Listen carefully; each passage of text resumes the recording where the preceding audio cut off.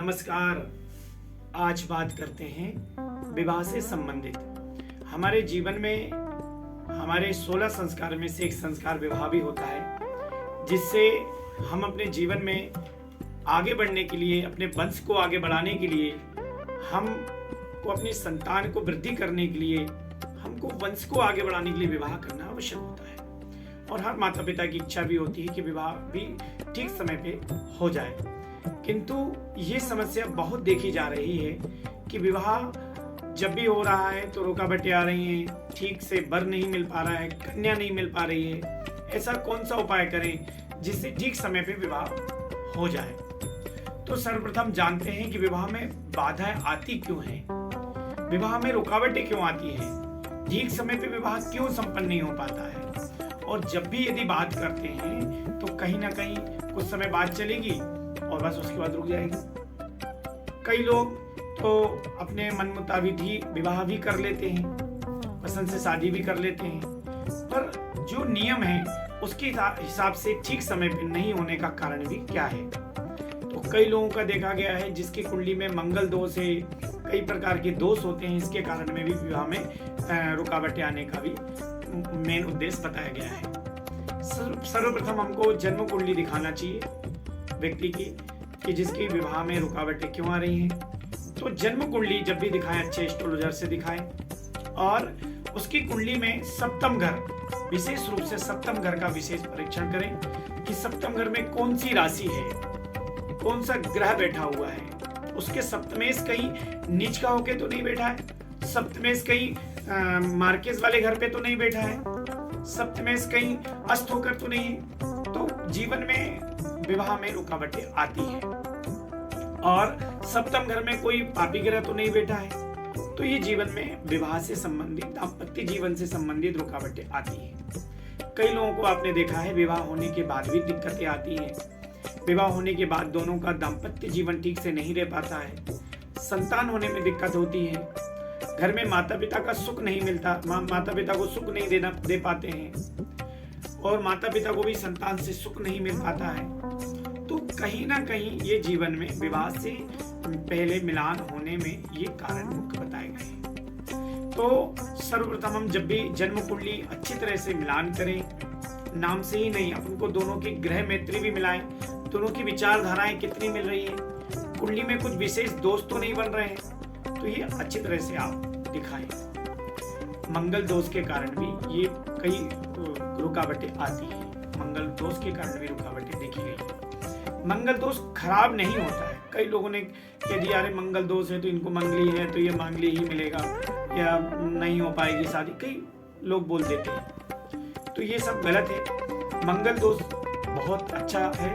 मंगल भूमि का पुत्र है, मंगल ग्रह, तो उससे भूमि से संबंधित जब भी हमको मांगलिक है और मांगलिक यदि लड़की मिली या बालक मिला हमको जीवन में शादी करने के लिए, तो भूमि से संबंधित तत्वों को विशेष लाभ मिलेगा जीवन में। मकान, वाहन, भूमि, हमको जीवन में विशेष उन्नति मिलेगी। मंगल ऋण का कारक भी होता है। जब हमारे दोनों दाम्पत्य जीवन का यदि मंगल ठीक है तो उनको धन से कभी भी अभाव नहीं होगा, वह कभी कर्ज की ओर नहीं जाएगी। तो मंगल ठीक हुआ, मंगल तो खराब हुआ ही नहीं फिर अगर दोनों का ठीक हुए तो। पर मुख्यतः कारण कहाँ आता है, मिलान नहीं कर पाते हैं लोग, मंगल से लोग डर जाते हैं। मंगल होने पर उसको ठीक से मिलान नहीं होने पर विवाह के बाद दिक्कतें आ जाती हैं। तो सबसे प्रथम हमको अच्छी तरह से उनको दिखाकर ही करना चाहिए।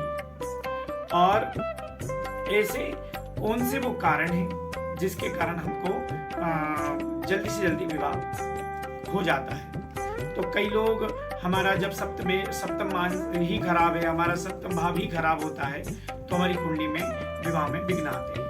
तो जब भी हमारे सप्तमांश की या सप्तम भाव की जो राशि है उसकी अंतर्दशा महादशा में शादी होती है, शादी के योग बनते हैं।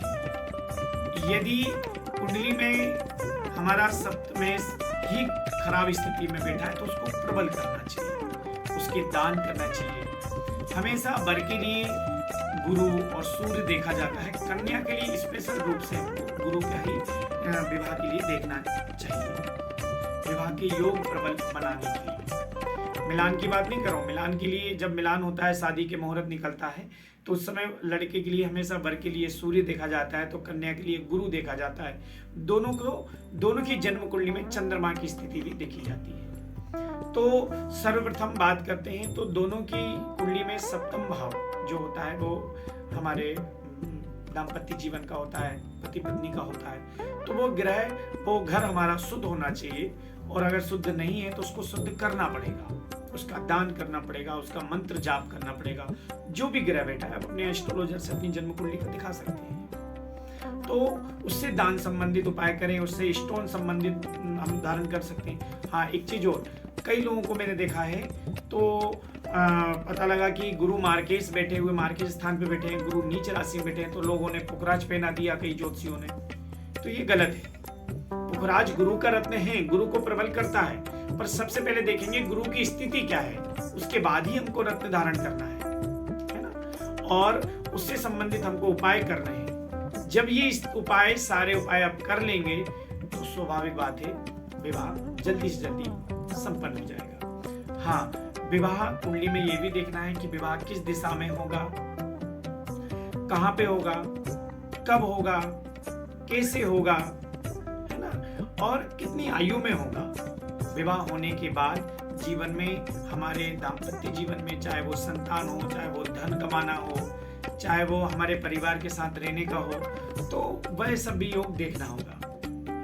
तो ये सब चीजें जन्म कुंडली में हमको ठीक तरह से जब परीक्षण करते हैं तब ये दिखाई देती है। और यहीं पे लोग विवाह जब करते हैं तो उसका अभाव यहीं से प्राप्त कर लेते हैं, क्योंकि ठीक से मिलान नहीं कराते। तो सर्वप्रथम मेरा निवेदन है कि आपके जीवन में यदि ये कारण आ रहे हैं, जीवन में विवाह से संबंधित बाधाएं आ रही हैं, तो आप जन्म कुंडली परीक्षण करा सकते हैं और ठीक तरह से उससे उपाय कर आप अपने विवाह के योग प्रबल कर सकते हैं।